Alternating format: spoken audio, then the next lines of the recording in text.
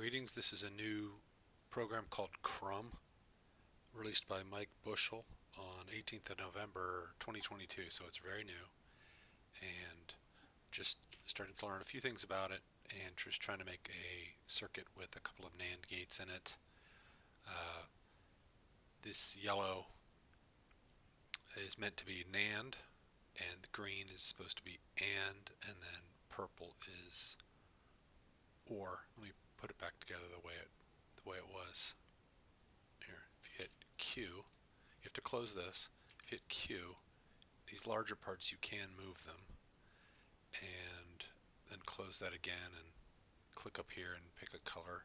I'm using purple for OR, and you hit left click to place and then right click to make a turn, and then this can just go here, and then it's not where I prefer to have it. Then you can keep going and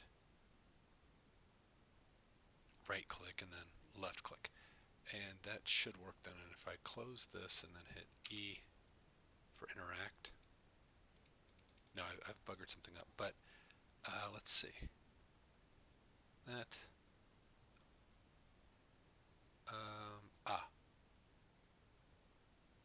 this is the hot, that's the ground, this is the output of that, yeah, and that's the output of that one, NANDed. So when you NAND this signal with itself, it outputs here. So this is an input, this is an input, and this is an output. So input NANDed with itself will be basically a NOT. So we're doing a NOT for the first signal, a NOT for the second signal.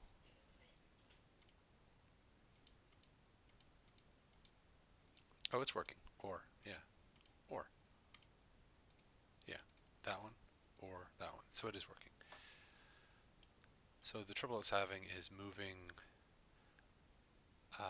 just moving everything over and just sort of rearranging everything. I wanted to put pull-down resistors. They do seem to work when you use appropriate pull-down resistors. It doesn't seem to need them, and it makes sense that it wouldn't. I kind of wish it did require them. If you don't have pull-down resistors on logic chips like this in real life, you get wonky results. So let me just do one. So 1,000 ohms, and I don't know if that's the appropriate. I'm going to pull down, and you'll see that it's still, oops, you have to hit E or click up here to interact. Yeah, it still works. And one thing that does work like real life is if you use too small of a pull-down resistor. So if I Q and trash these, I wish there was a way to just sort of change the value of them in place.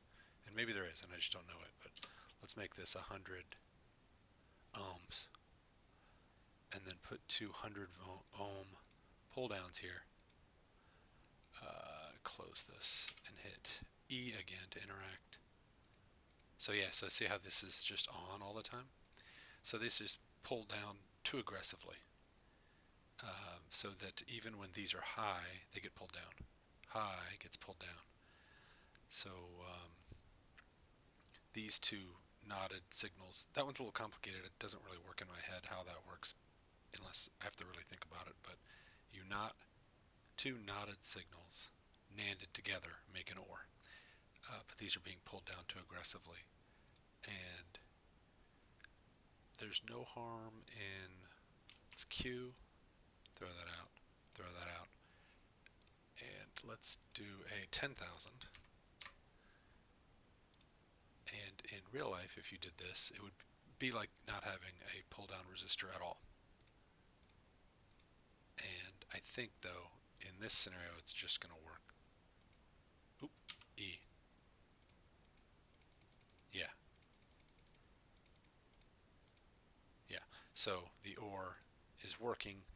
In real life, this would be like not having a pull-down resistor at all, and sometimes it'll act odd. I think it's something like 2.2K is what I've used in the past in real life, so that's probably what I'm going to put here. So let's do that. Q, delete, delete. I don't know, maybe for now I'll just leave them off until I figure out other things about other chips.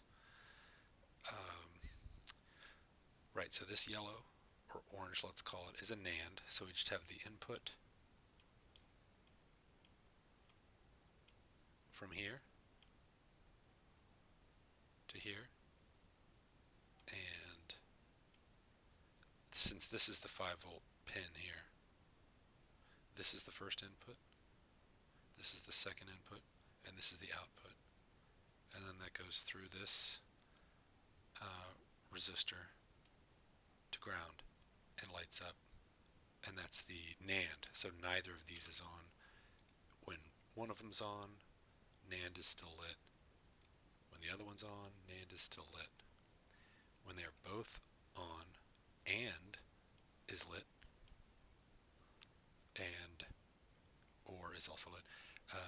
To get the AND, I just took the output from the NAND and NANDed it with itself to get AND. And so, for example, the Apollo guidance computer used only NAND gates. I think they were 3 input NAND gates. These are all 2 input NAND gates. So it's 5 volt, input, input, output, input, input, output. And then down here it's input, input, output, input, input, output, and then ground. And you can see the ground right here.